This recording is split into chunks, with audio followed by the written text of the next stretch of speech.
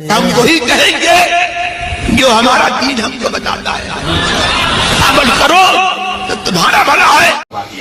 وہ تحریر میں نے اس لیے لکھ دی تاکہ سب لوگ اس پر دستخط کر لیں.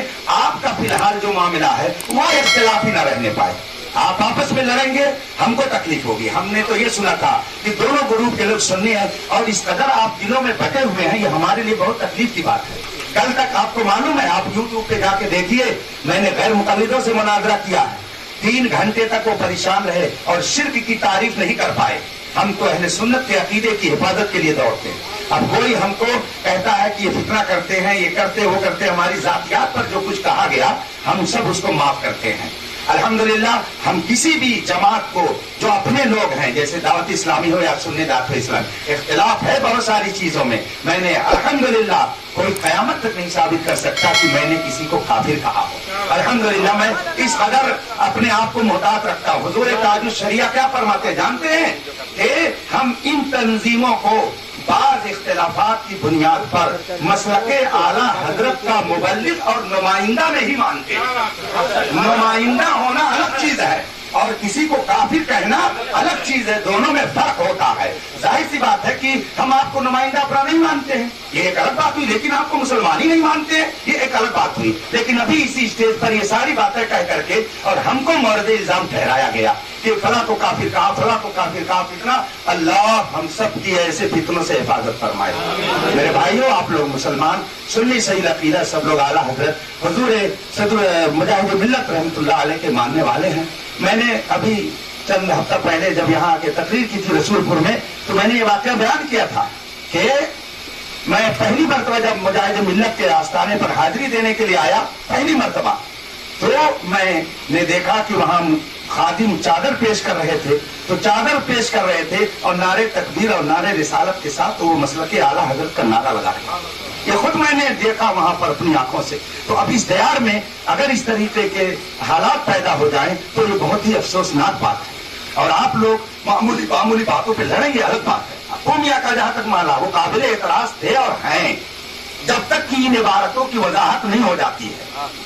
وہ ٹھیک ہے انہوں نے ڈال دیا ہے اکابر علماء پر تاکہ آپ لوگ آپس میں نہ لڑیں. اور ظاہر سی بات ہے کہ ان کی طرف جو باتیں منسوب ہیں جب وہ قابل اعتراض ہیں تو اب ایسی صورت میں ان سے جڑے رہنے والے لوگ بھی اعتراض کے بھنور میں رہیں گے جب تک کہ ان کا تصفیہ نہ ہو جائے. 2 باتیں میں نے ابھی آپ کے سامنے رکھ دی.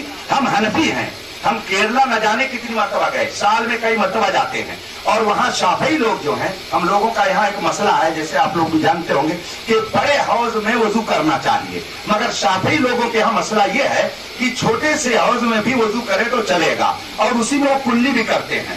ہمارے حنفی اعتبار سے وہاں وضو صحیح نہیں ہے. اب ہم ایسے شافعی کے پیچھے نماز نہیں پڑھیں گے. اور ابو میاں کہتے ہیں کہ جو ایسا نہ کرے یعنی نماز نہ پڑھے وہ گویا چھپا ہوا منافق ہے. تو بتائیے کیا ہم لوگ چھپے ہوئے منافق ہیں؟ علامہ شامی نے یہ بات لکھی ہے, علامہ بدر الدین عینی نے یہ سب باتیں لکھی ہیں کہ شافعی کے پیچھے حنفی کب نماز پڑھے گا, اس کی شرطیں ہیں. تو اب اس طریقے کی جو باتیں وہ قابل اعتراض ہیں, اس سے انکار نہیں کیا جا سکتا ہے. بھائیوں, ہم اور آپ سب لوگ جب مسلک اعلیٰ حضرت کے مطابق عمل کرنے والے ہیں تو اعلیٰ حضرت کی تحریر ہی کو ہم حرف عاقد سمجھ کر کے عقیدے کے سلسلے میں جو اعلیٰ حضرت فرمائے اسی پر عمل کریں. یہ نہیں کہ تزکیہ ہم نے کر دیا, ہم نے دیکھا کہ آپ لوگ کسی بھی وجہ سے حالات دوسری طرف لے جا رہے ہیں. اتنی ساری بحثیں ہوئی, کبھی آپ نے دیکھا کہ ہم بھی کھڑے ہو گئے ان سے مار کرنے کے لیے, وہ بھی کھڑے ہو گئے, لیکن آپ لوگ کھڑے ہو جا رہے ہیں.